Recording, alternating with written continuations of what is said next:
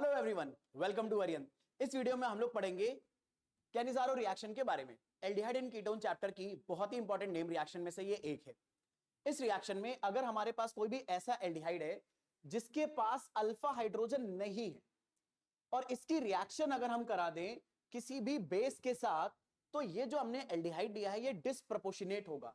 Disproportionate का मतलब है ये इसकी एक यूनिट ऑक्सीडाइज भी होगी और एक यूनिट रिड्यूस भी होगी, और ऑक्सीडाइज होने वाली यूनिट कार्बोक्सिलिक एसिड में कन्वर्ट होगी और रिड्यूस होने वाली जो यूनिट है वो अल्कोहल में रिड्यूस हो जाएगी। तो इस तरह से रिएक्शन होती है। इसे एक एग्जांपल के थ्रू देखते हैं।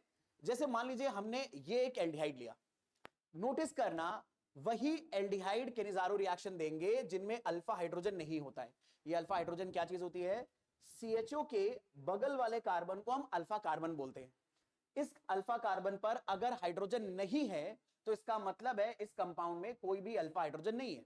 जैसे अगर आप नोटिस करो, ये बेंजीन का कार्बन, इसके ऑलरेडी 4 बॉन्ड कंप्लीट हो चुके हैं, तो इस कार्बन के पास कोई भी हाइड्रोजन नहीं होगा और ये CHO के बगल में है तो अल्फा कार्बन है। अल्फा कार्बन के हाइड्रोजन को हम अल्फा हाइड्रोजन बोलते हैं। यहां पर नहीं है तो इसका मतलब यहां पर अल्फा हाइड्रोजन नहीं है।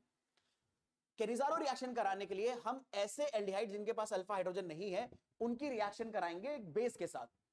यहां पर बेस आप NaOH ले सकते हो, KOH ले सकते हो, और जब आप ये रिएक्शन कराओगे तो दरअसल में जो हमने एल्डिहाइड लिया है उसकी 2 यूनिट्स पार्टिसिपेट करेंगे रिएक्शन में, क्योंकि हमें डिस्प्रोपोर्शनेशन रिएक्शन करानी है। एक एल्डिहाइड की यूनिट को ऑक्सीडाइज कराना है और एक को रिड्यूस कराना है।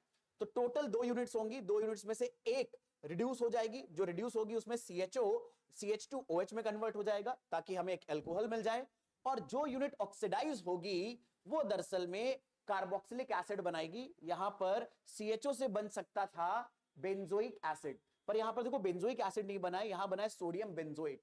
ऐसा क्यों है? क्योंकि इस रिएक्शन में जैसे ही बेंजोइक एसिड बनेगा, क्योंकि रिएक्शन मिक्सचर में बेस पड़ा है, वो बेंजोइक एसिड और बेस तुरंत रिएक्शन करके ये सॉल्ट बना लेंगे, तो आपको यहां पर इस रिएक्शन में बेंजोइक एसिड का सॉल्ट मिलेगा।